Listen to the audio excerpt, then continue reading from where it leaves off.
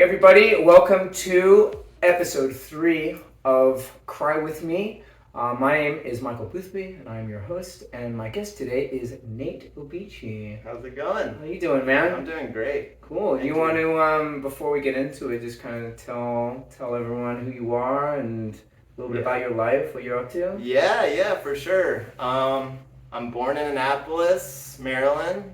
I've kind of been all over for work or education or travel, but I always consider Richmond as my home base because I have, I would say, my core friend group, family, community here. And I don't do much for work. Like, work's not my full passion, I would say, but I would say most of what I like to do is community, connection, love, and laughter. Oh, love to laugh, man. You know that? Yeah. I think it's important to make fun of yourself. Oh, yeah. And just be humble in that experience. Oh, yeah. Yeah, for sure. If you can't make fun of yourself, it's like, you make fun of it. Yeah, exactly. Or just taking life too seriously. But yeah, that's a little bit about me. That's a tiny little snippet of my life. Sure. Well, what are you passionate about? So you kind of touched on that before we get into it. I would love to hear more about it. Yeah.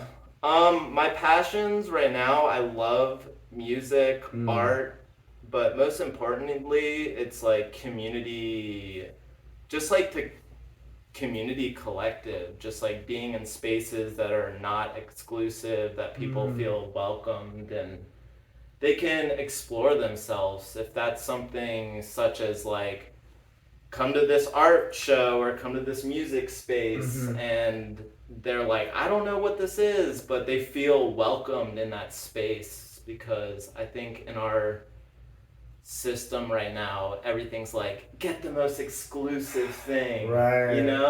Right, or pay money for this, or someone's trying to sell you something, right? There's few spaces where you can just come and just really authentically be yourself or learn something or express yourself. I agree with that. I had this wonderful experience with an ex-partner. My grandmother lives in Mexico, and it was this ecstatic dance class, and most of the community is I would say between their 70s to 80s. Oh, wow. They kind of go there to retire. Right. So I kind of went into it we're going to this ecstatic dance, whatever. I was in this beautiful cathedral, and I get there, and these people are jamming. They're going for it. They're going for it. They're jumping. They're when you're at that stage of life, who cares who's judging you?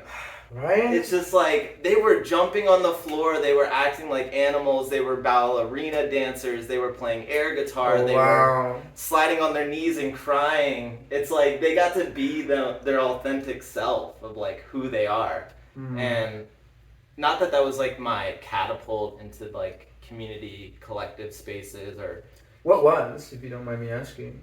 Honestly, it was when I was living in Colorado. I went to school in Durango, Colorado. No way! I did a leadership training in Durango. Oh, really? Yeah, with this organization called Teospe. Oh, sick. Yeah. So I spent 5 years of my life there. Yeah, I know it well. Yeah, I spent a lot of 2019 in Durango doing this training. Yeah, nice. That's really well. That's so awesome.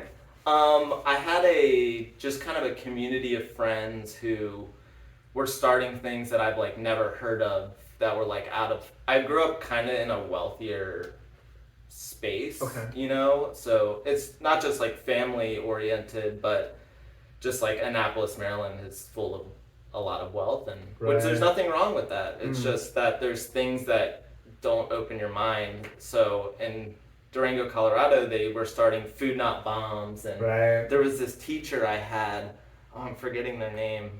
They were doing this thing with Brother Ali for doing poetry for kids in jails and talking about their experience. So it catapulted me into this whole new world. There was this thing we opened up called the Grub Hub, where college students could come and go eat food. Was this before Grubhub? This was before Grubhub. Yeah, this is way before Grubhub. Yeah. So this was cool though. Yeah, that's what Grubhub should be, right? Exactly. Yeah, Grubhub should be that. So I just was in these spaces that were so foreign to me that I was wow, people are showing up and they're coming as themselves. It's not I'm not talking bad on Our Daily Bread or some of these Christian organizations, but for example, I was over at the Love of Jesus and they said, hey, we're giving free food across the street. Okay. I said, let me go check it out. They said, we need your name, your social security, how much you make. Social security? Social security. What are you, the government? Exactly. How much you make. This was all just a pamphlet, and it was like... I don't like that. I don't like... It felt like... Just give. Just give. Just give. Why? Who cares? If someone's coming, they clearly need or want help. And, exactly. And then this was a Christian organization? It was a Christian organization. And there's... this was like, show up. However, there's no race or how much money you make or whatever. It's just like, go in, and if you want to get food, and it's not just like people are showing up to give food, and it's more just like, show up as who you are, and you're in this space and people are chatting and talking, and it opened up this mindset for me of just like, wow, community is so valuable to just society, just this feeling of just being part of a community and feeling like you have a purpose there, because that's when people bring creativity into the scene. Right? You have to provide a space and allow for that. Exactly. Right? I think it's creating the container. Yes. The borderless container of just you go there, oh, you're a musician? Oh, you're an artist? Oh, you do this? That's so epic. Then you meet all these talented people, and it's not the money will follow suit later, but when you start diving deep into a community of people that just do epic stuff, it's just wow. Yeah, right. I love that. You just get thrown into it, and I think the most important thing about community is, right, you're never alone. No. And I think we have seen over my lifetime, and yours, over the last 30 years, around the world, especially in this country, that communities just disappeared. Right, everyone's on their phones. Yeah. Everybody is scrolling, and not only that, right, it's if you want to do music, it's not where's the community for it? It's oh, buy my online music program. Exactly. It's everything has just been consolidated and I don't know, individualized, catered to, and co-opted by this system. Again, it's all to just sell you something. Yeah. And, right, in community. I started my own community this year, Intrinsic Heart Collective, and that's what we do. It's really about coming together and diving deep into our passions. What are you passionate about? And finding the other people who are passionate, and then just sharing our resources and sharing our talents and teaching and learning, right? Because there are people there are still musicians who are a little more or better than I am, and I love hanging out with them. Yeah. How you produce and this and that. And but it's all happening in community, not a class or an institution that's just here to make money from you. Exactly. Pay this price to be. I love that. That feel to me, I've learned so much about just even things I never thought I would be interested in. It's just someone's hey, I'm having a firesider class. I'm what? Wow, what is that? What is that? Cool. Come on by. That sounds so cool. I love that. And it's amazing to see people who are passionate teaching people who might be or might not be, or just there, or they're just in the presence. And it's not pay $45 to get through the door to learn about me. Right. Which I think, when you get to that level, there's nothing wrong with that. Of if you start a mastery course of something crazy like shakuhachi, that's what's that? It's these bamboo flutes. Oh wow! My friend out in California made shakuhachi flutes. I feel like we were talking about this the other night. Yeah, I was telling you about it. But it's I think your worth is important. I don't want to value that no one is not that. Money is a real thing. We're part of the system. Right. That people should have worth. I think that's right. And if you're a master of something, if you spent years perfecting a craft, whether it be art or music or building flutes, it's then you are a master and you deserve the pay that a master of something gets for that. You're an expert. You know? Exactly. 100%. I agree with that. Yeah. So I don't want to. I have been in a lot of anarchist collectives and different spaces. So I've kind of gained my authenticity through just learning what works and doesn't work in these communities. Right. And I feel I'm an anchor sometimes, picking at these thoughts of what I want to bring and to the community. oh yeah, in this collective it worked really well, like these things. Okay, well this didn't work, and I'm like kind of just putting together the pieces to like bring to the community I have now to be like, hey, I learned these things that worked and didn't work, and I've been in spaces that said that they're collectives, and you get there and it's like a nightmare. Oh gosh. You know? Yeah, right. It's just like I've had that same experience. It's hard. Yeah. It's because I think vision is so important, but there's also like practicality. Right. You know? I think you said it best earlier. It's like it's the container. Yeah. And you can say that, right, you're a collective, you're a community, but if you're not actually providing a safe space to express yourself, and if you're not practicing what you preach, exactly, then it's like, then what is this for then? Is this really a community, or is this just someone who started something and it's really about them? Exactly. And everyone else is just kind of, it's funny because like a lot of like, that's like how a lot of cults end up, right? Exactly. Where it really is, you're like, oh, this isn't actually about community, it's about like one person serving their ego and they're kind of brainwashing everyone below them. Yeah. With this God complex thing, and it's like, that's almost worse. Now that's even worse than like just going, like living in the system, having an apartment, working a job. Yes. It's like, you know, but I think that's when a lot of people look at communities, that's kind of what they're wary of. Exactly. Especially there's all these documentaries and stuff about that out now. Everyone's always interested in that. But I also think it's something that I've found is like, I almost think people like when you say you have the community, people on the outside, it's like they almost want it to fail. Exactly. They almost want that to happen. And what's that about, you know?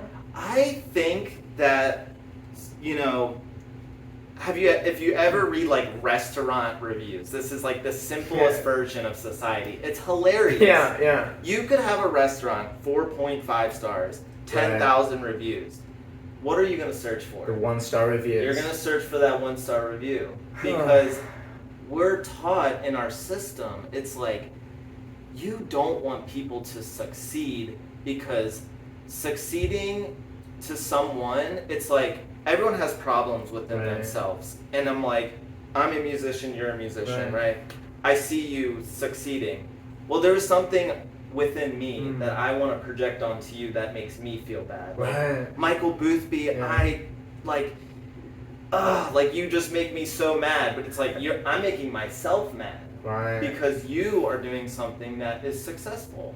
And I've noticed this in life, that like no one wants things to succeed because something is not going, I shouldn't say everyone, but sure, yeah, I know what you mean. But it's like, it's something internal in yourself. Right, yeah, and it's funny what you just said. I've had the same in my past for friends who are either musicians, comedians, like, right, and they like make it, and I mean the thing is now, if I have friends make, I'll be like, yeah, you're the best, like that's amazing, good for you. But in my past, I noticed that those times I'm like, ugh, or I feel like this bitterness or jealousy, right? But it really is like, it's just because I know that I'm not doing the work to get there. And so really it's like I'm externalizing that. But I've had those same thoughts and those same feelings, and I look back at it though, and when I look back at it, how I reacted in those times, and I look at my life was not great.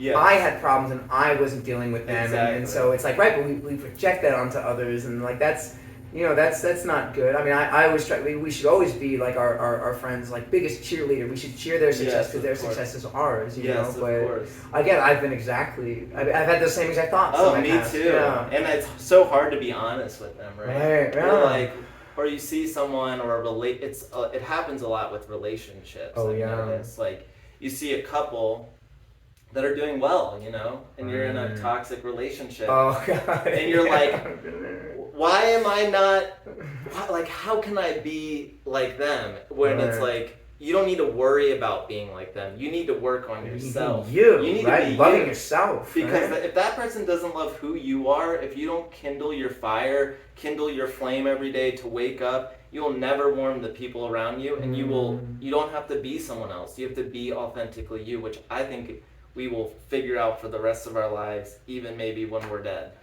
It's a forever process. Nate, you know, let's do it. What makes you cry, man? I mean, we've been talking. We're talking about community. Passion. No, but it's been great. No, it's been really a lot. I think this is all kind of coming into this, right? Like we've been talking about the outside. Let's talk about you, right? And your inner world. You know, what makes you sad? What makes you cry? Yeah, I would. Let's take a second because I'm gonna get deep into it. Okay. Just be honest. Okay. Yeah, please. So Sonia lived in Colorado, right? Mm-hmm. And I was this East Coaster kid, moved to the West Coast, and I was doing like everything I wanted. Like I was snowboarding, I was skiing, I was like out in the woods, I was making friends, and it all kind of like, but I was also really deeply involved in drugs. Really? And I became a heroin addict. Really? Yeah, for years. And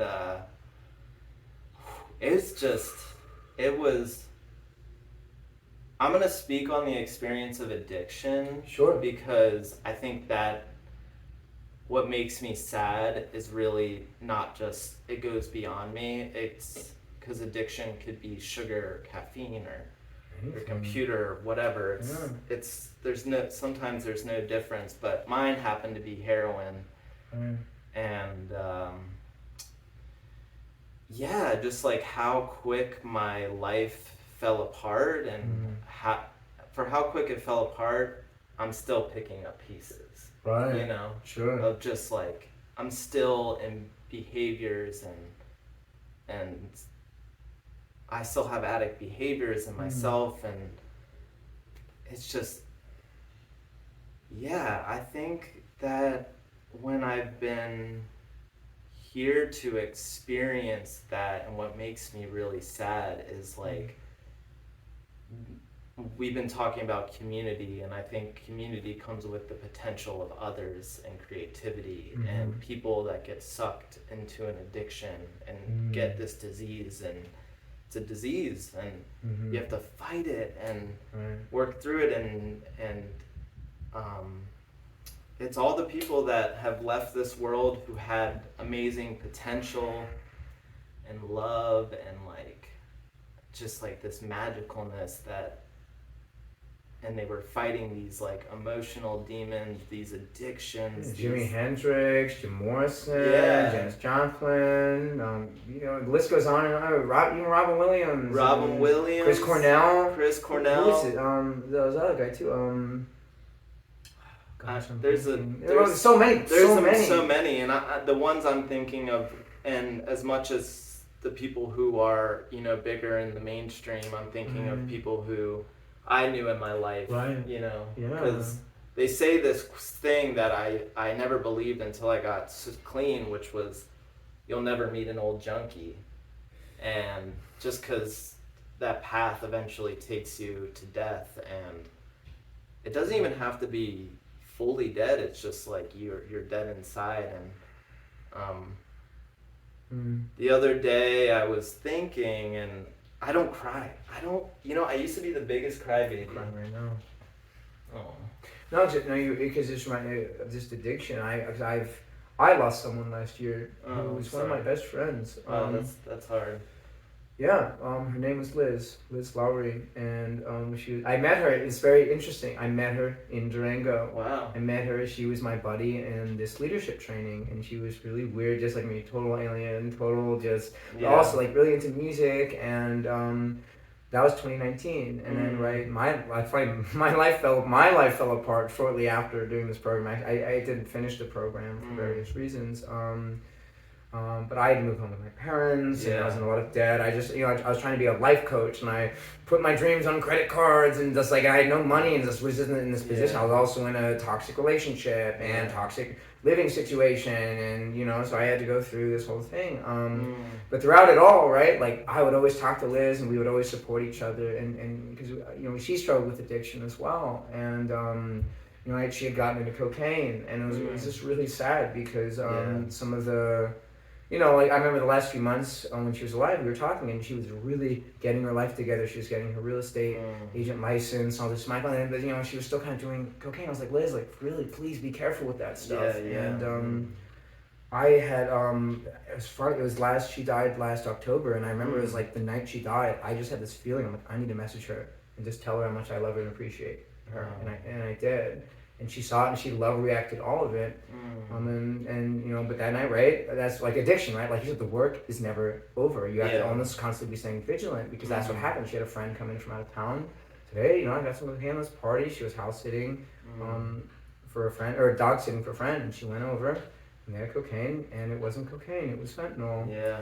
And she died. Wow, that's tough, man. Yeah, but again, you know, that's what I'm saying. It's like that's addiction tough. Is very real. Real. And like again, it especially fentanyl. Like this is an epidemic, and really anyone can become addicted to this shit. You know, if your life isn't going well, right? You I have to tell you, right? You know, heroin. You know, we're looking for this escape. We're looking for something outside of ourselves, and it's like.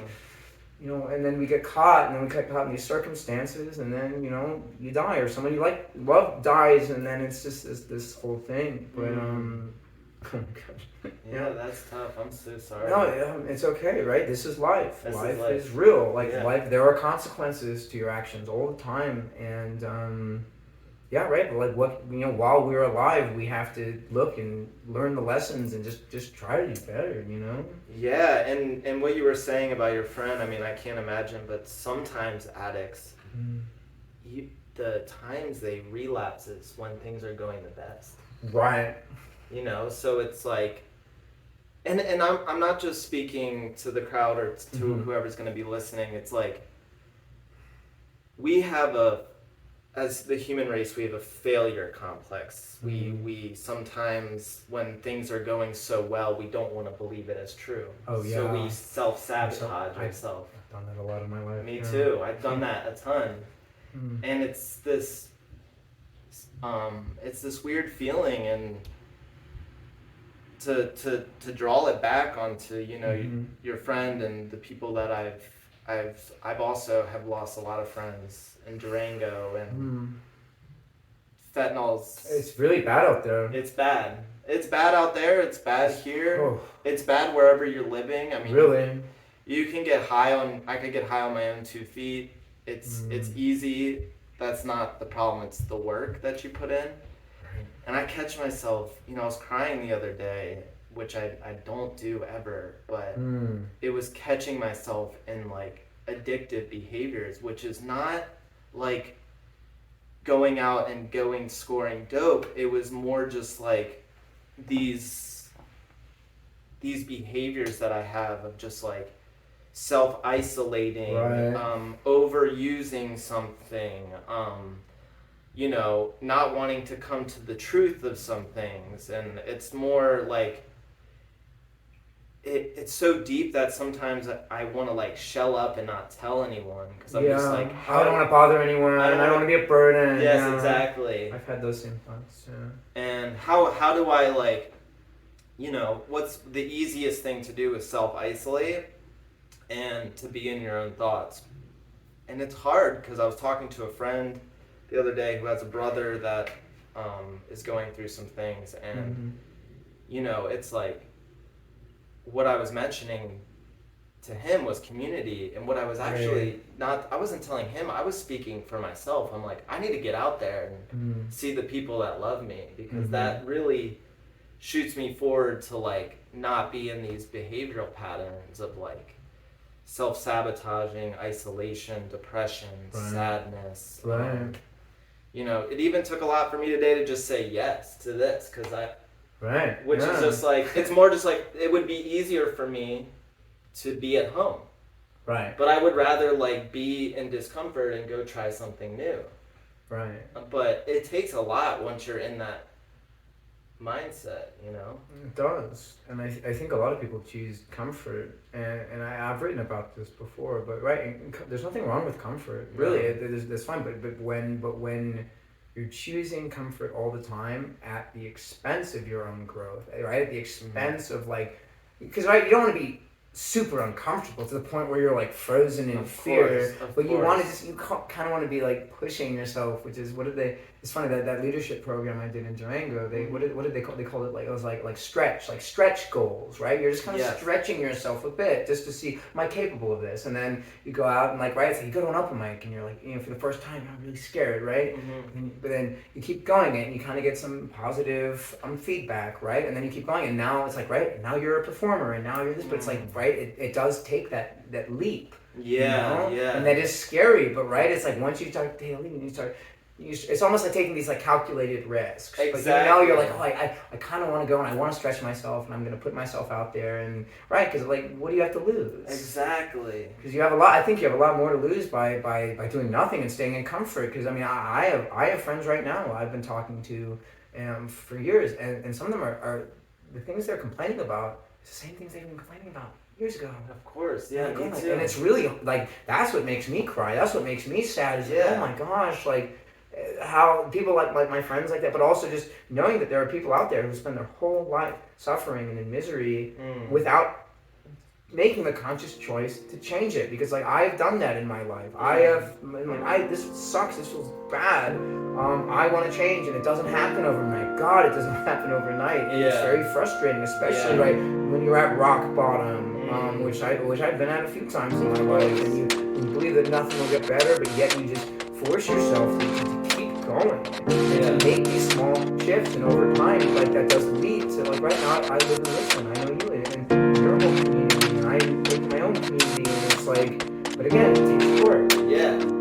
And it's not and failure. And failure, gosh, yeah. Yeah, right. I did that, and that's fucked up. Right. That's like my mom said something to me that I like take near and dear to my heart. That whoever listens, it's a mantra. She said, "Everything will be okay, and when things are not okay, things are still okay." Right. It's like it's so simple, but you know, it's like. I think that we strive so hard to like be in that perfect alignment that sometimes we forget that like it's okay to like fail and fail again and like go through and how else would we learn? Yeah. Right? If we were just succeeding all the time, then like what the heck are we learning? Exactly. Yeah. I agree. Wild. Right? Yeah. It's so wild.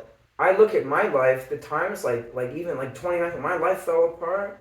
Man, I look back now, I'm so happy it did. Yeah. Because even the life I was living, who I was, the people I surrounded myself with, it's not what I wanted. Yeah. And I kind of, was just getting carried down this stream of life, and I, woke up at, 29, was like, I don't want this. Yeah. Mom and Dad, help. You know what I mean? Like I moved up. Too. Right, exactly. And my parents were happy. They were happy. They said, Michael, you can come stay with us, please. Like, you want to read? Like, we're happy to help you. And but again, I think of even that, like, that was a privilege. That was a gift. How many people reach that low point, and there's no one else there's no one there for them. And I easily, if I did not have the support system that I had, I easily could have been on the street. I easily could have been dead. Same here. And that's why I'm doing this show, because I'm thinking about all the people out there who don't have the support, who don't have the community, and don't have the spaces to talk about this, and they're like dying inside. Yeah. Or their life is fine. There's no support. There's no support from the system, from the government, and then and you try to talk about your sadness, and everyone goes, "Oh well, be happy, be grateful, be happy." Keep hustling, keep hustling. It's like, no. Positivity. Oh my gosh, you see it every day. Yeah, you'll be every okay. Day. Oh, don't worry about it. And I think as men, we learn that. Especially be tough. Be tough. Be don't tough. cry. Oh yeah, bro. Don't worry about it. Oh yeah, just keep on going. But it's like, God, wait. Well, can we just stop? Yeah, for a second. Yeah. For like a day. Can we just do nothing? And it's like. And I always think it's like doing nothing is like a radical act in this day and age when everyone's trying to sell you something. Everyone's trying to get you, or like, oh, you got to make something of yourself. Why? Why can't we just be like this stream right here on like the this TV? stream. Why can't we just be like that? Yeah. Right? Why do you have to always be doing something? I don't know. Yeah, it's crazy. I think this world we live in, whoever's out there and you're hurting, like calling or reaching out, I think is so important. Really? It is.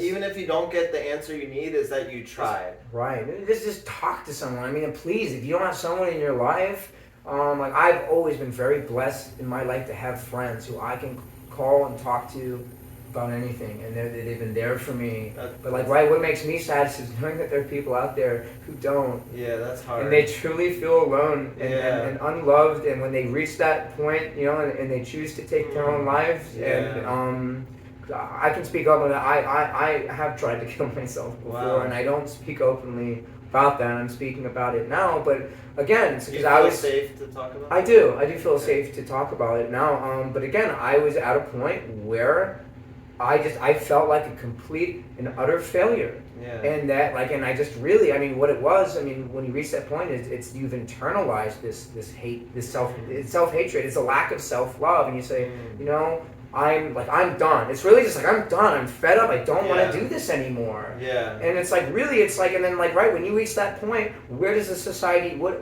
if you tell someone, oh, I'm suicide? What happens? They lock you up. Yeah. There's no like there, and then you're isolated, and then you're put on pills, and then they say you're crazy, and it's like, oh my God, there should just be a place where we can just go like this and just do nothing. All right, oh no, please come here. We're so sorry, but again, that would be a kind and compassionate society. Yeah. It's not what we live in. Yeah, to show love in those kindness moments and kind. Yeah. Right. Yeah. That's so hard. It is, right? But again, I did have support, and even though my parents and a lot of, like, even my close family, like, you know, a lot of people, we don't know how to be with people who are that low, because it's just so hard. It's so hard for you to see someone in such a low place and to hold space, and no one in the society teaches us how to hold space and how to really just be there for people and not fix them or try to help them. Just hey, you can stay here. You're okay. This is your container. Be who you are. Say what you want to say. I think we feel like we constantly want to, like, helping's not wrong, but sometimes when that person is at that low, like, all they want is to be listened to. Right. They don't want to be changed, or they don't want to, you know, because, like, they're so vulnerable and raw in that moment. And that was my experience. I found when I was, you know, at that low point, that there was very few people I could talk to about that, but also just about anything. Because it just, I could tell when I spoke to people that they were uncomfortable and they didn't want to be around it. And it's like, right? And then you have to, I mean, eventually I found a therapist who was really wonderful. But even that, like, why is I, as the person who's suffering, have to go online, do my research, and find and then pay money to someone just to get help? Of course. There's there really is no help out there if you are struggling in this society, and that makes me so sad. There's also the suicide hotline, of course, but it's also like I've had to go through therapy because I actually I've had a lot of friends who have committed suicide, and it's not about, it's hard to not think that it's about me or whoever, you know, that's the people who have gone through it, or the people who are going through it, or feeling that you're not alone. And it's sometimes when you're in that space, because I've been at rock bottom before, and like you, I had privileges to get me out. Right, yeah, we had the safety net that a lot of others don't have, and we don't hear their stories. We never even hear their names. That's so sad, isn't it? It is. It is. Because, right, you want to talk suicide prevention. Number one, I think the number one reason why do people kill themselves? I mean, again, beyond just not having community, feeling isolated, no money. There's it's like not having money. It's not having resources, and it's like really the best suicide prevention is like raising the minimum wage, creating an actual social safety net for people, so no one has to ever fall this low. And resources are really hard to find. Isn't it interesting in this society that when you're at your poorest, when you're at your most depressed, and you try to reach out for help, there's nothing to be found. I remember when I was in Florida, I was living with my parents, and I was just trying to get unemployment. It took them a month to send me a letter saying, nope, you don't qualify. Again, I was living with my parents. Imagine if I wasn't. Yeah. Right? Imagine if I really needed that money. Yeah. God. To help your mental well-being and where you're at, and this all comes back to community, where it's someone who's going through something could show up in this portal of and I don't like to speak on what would be perfect, but we could show up to our community and be just raw and honest. Right.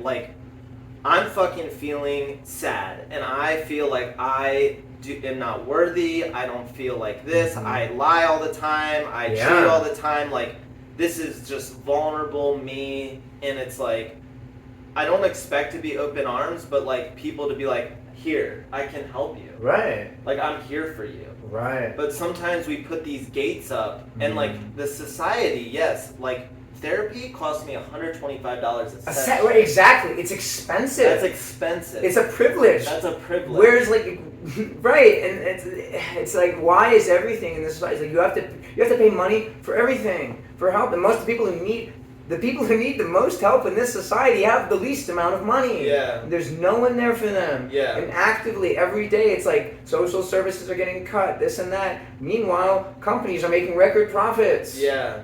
Why does no one speak up about it? Why does no one think there's anything wrong with that? Yeah.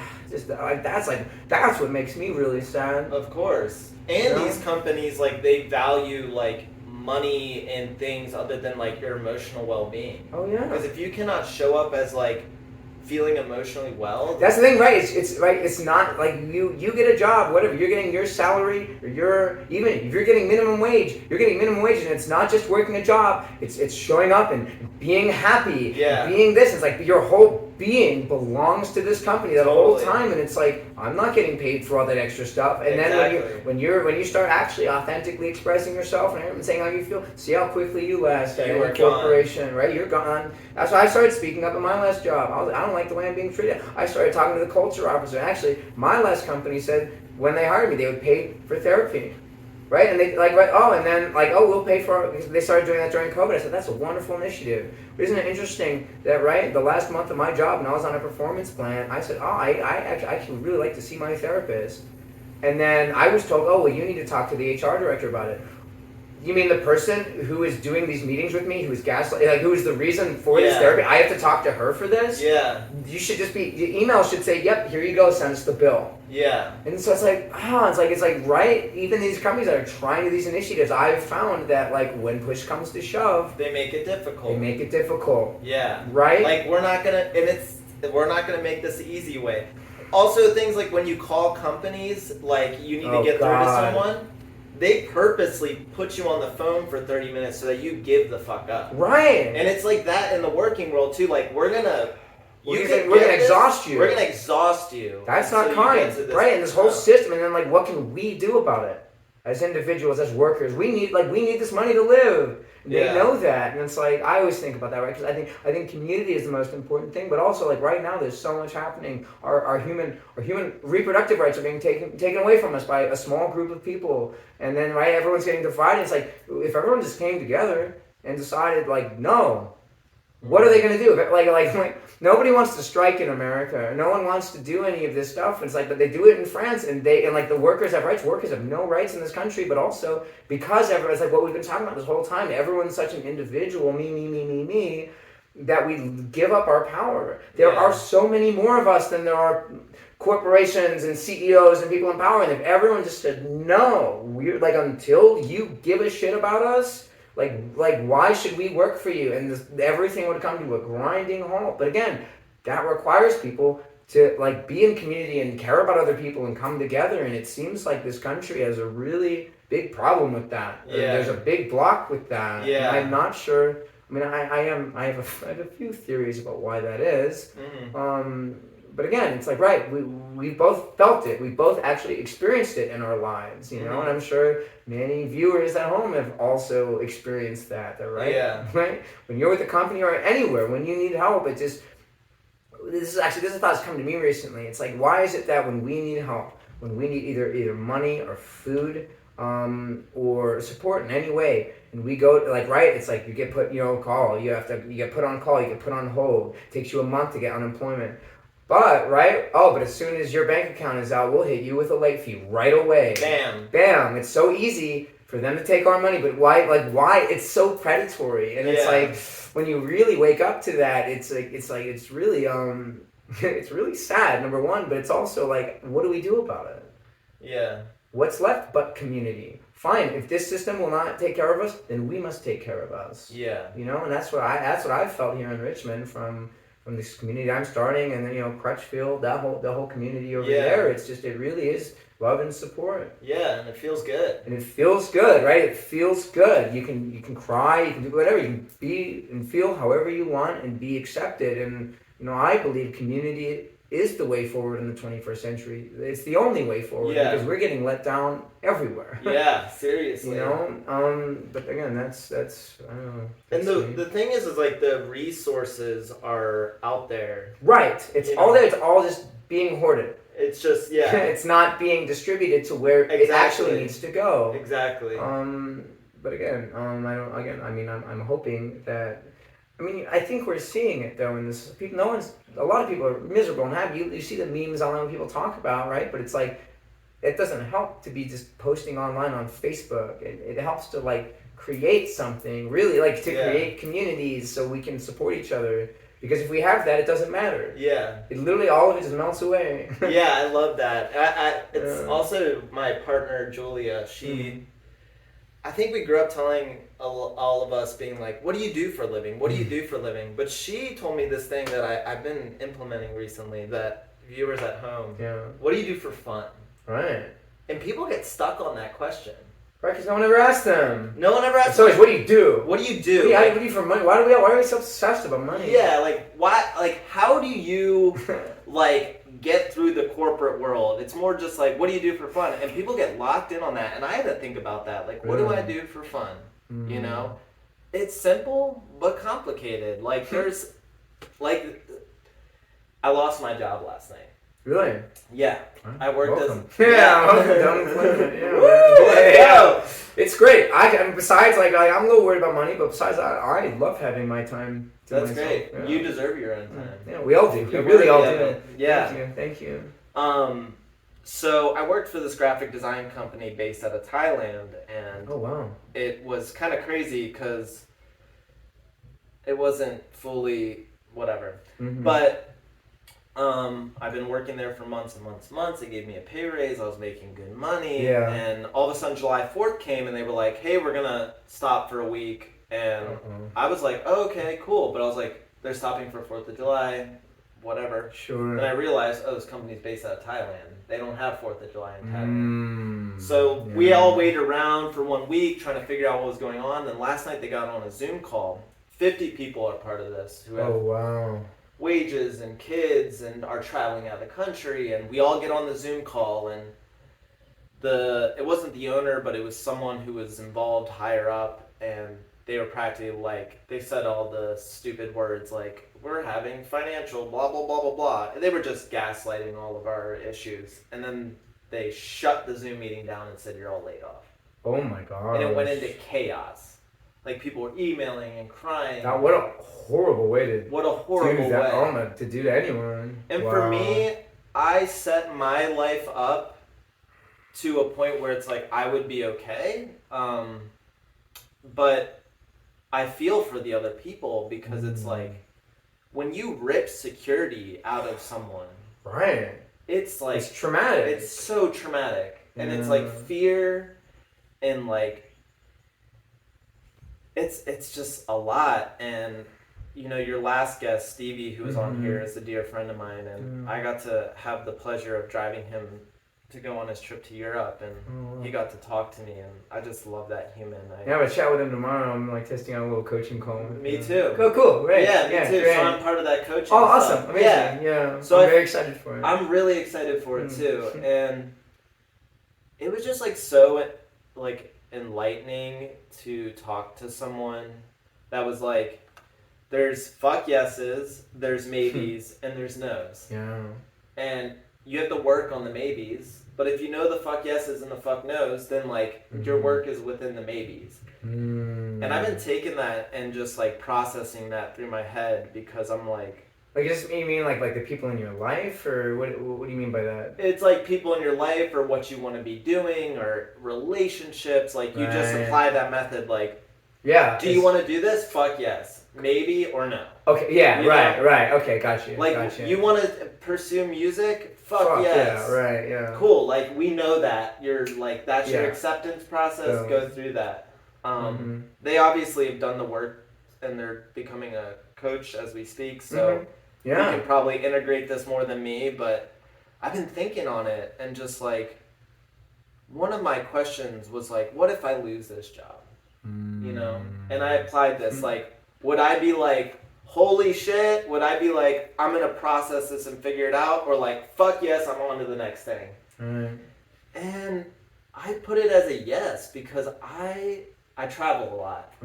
I'm never in the same place all at once, but and I understand that's a privilege as well, because I have the money and time to do it sometimes. So, but I saw tickets online to Iceland round trip, $236. Oh my gosh, that's amazing. I'm just gonna fucking buy it. Do it, man.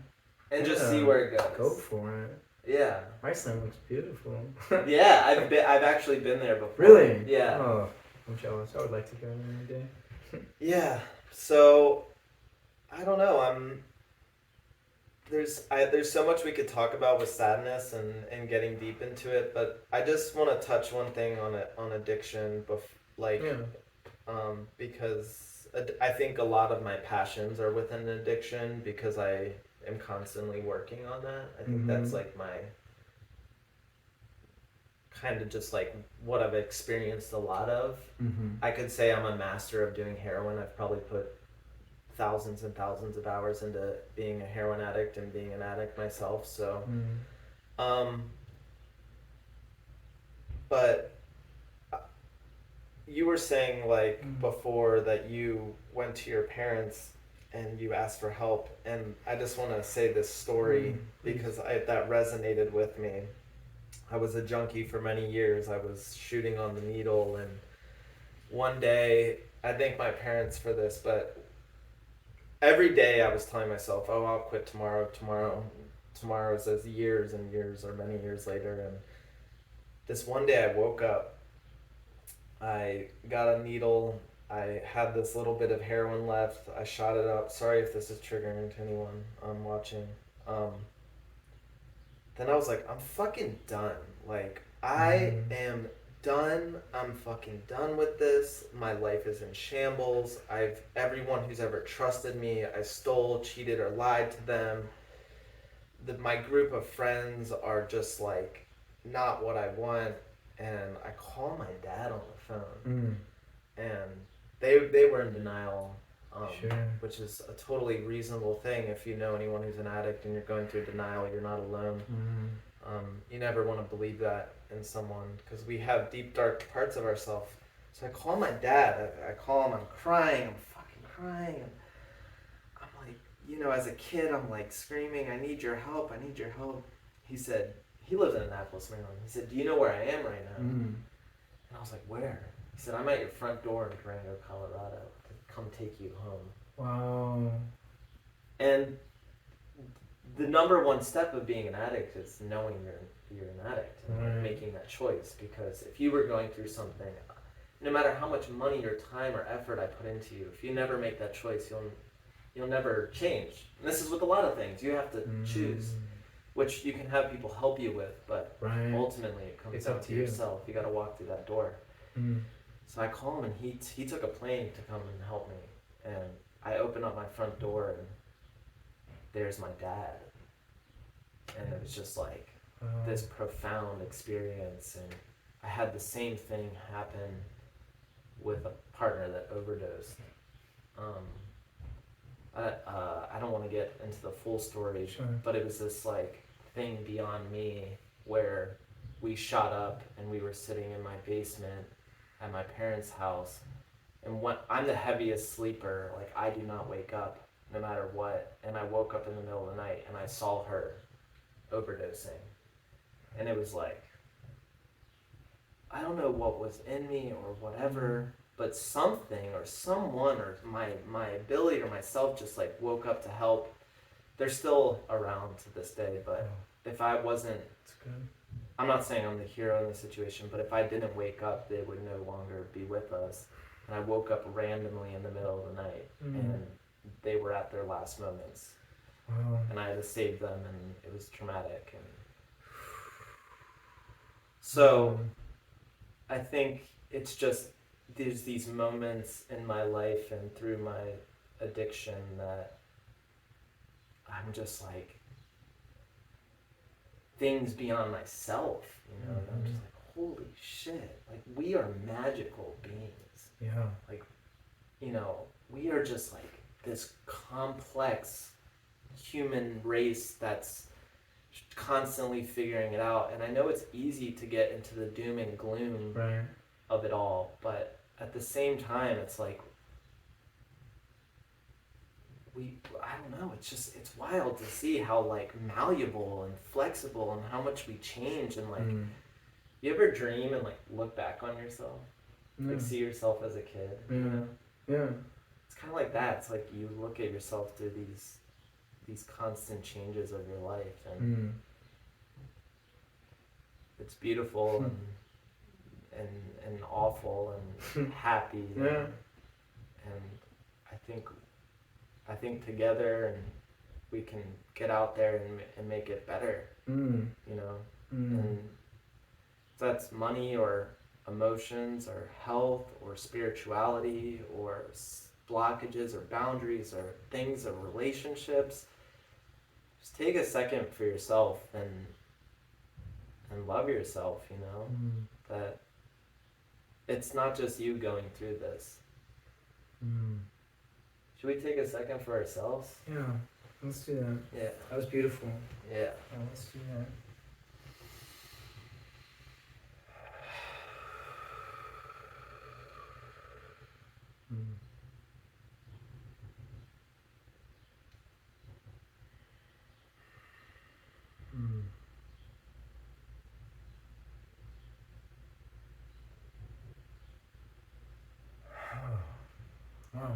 Wow. I wanna thank you, Nate, for coming over and sharing your authenticity and your vulnerability. I do believe that when we share our vulnerability, right, we enable others to. And we chatted about this before the show, but this is why I'm doing this, because I'm hoping that maybe it'll inspire others to do a show like this, or even just to have a space to let people talk about this stuff that is outside of paid therapy and these institutions where you have to, you know, pay money, because we need to talk about this stuff, and it's our strength. And so when we don't talk about it, that's when we get disempowered, that's when we feel isolated. And I mean, everything you just said at the end of, you know, your last segment, I think was just like such a perfect note to end on. I mean, where can viewers find you? You know, you have anything you're working on? Communities that please go ahead. So currently I live at Earthfolk and Earthfolk. They do a lot of stuff with Funicello Food Forests. It's every Wednesday at 3. They bring in food. You don't have to sign any paperwork. You can come take it wherever you are. No social security numbers. No social security numbers. That's not my personal project, but that's just something I'd love to share with the community. Food Not Bombs. These are things in Richmond. But Food Not Bombs is in a lot of states. If you're looking around the United States, they host free food events. You can go, grab groceries, stuff. You don't have to pay for any of it. Just come as you are. Even if you have $1 million in the bank account, it doesn't matter. You just come who you are, as you are, to grab food. There's no like boundaries on that. My partner Julia this Wednesday at Funicello Food Forest is doing a drawing class. Oh wow! Yep. What time? You know, I don't know. I should get the time. I want to come to that. You should come to that. I'd really it's love free. to come to that. Yeah. Okay, cool. Yeah. But you can find me on Instagram, Nate Obici. If you ever want to reach out, if you're ever going through anything, an addiction, or if you want someone to relate to, or you feel like you have no one, please give me a call. I will always answer the phone. I will talk to you. I am now jobless, so I have a lot of time on my hands. So please reach out. Yeah, same. Anyone who's watching this, if you're going through anything, message me, Instagram, Facebook, text me, call me. I am here. I'm happy to hold space. I'm happy to talk to you for free. I will not charge you. That's, you've watched this episode. I think that was a big thing of what we talked about. Yeah. So please, and if you are watching this, I hope you're doing well. Again, if you're not, that's okay. You can reach out, please, or reach out to someone in your life if you're not. It's so important. Again, Nate, thank you so much for coming on. Want to do a hug? Yeah, come here, man. Thanks for thanks for being here. Guys, thank you so much for watching. I'm your host, Michael Boothby. This has been the third episode of Cry With Me. I have a little spreadsheet. I have a lot of people who want to come on, but if you want to come on this show, please shoot me a message. I'm between jobs right now, and I love having these conversations and holding space for people. So, again, I hope you enjoyed this conversation. Again, if you have the courage, please, come on and cry with me. Because it's important. I think that we'll wrap it up. Thank you guys so much for watching, and take care. Have a great day. Bye. Please be kind to yourself and others at all times. Thank you.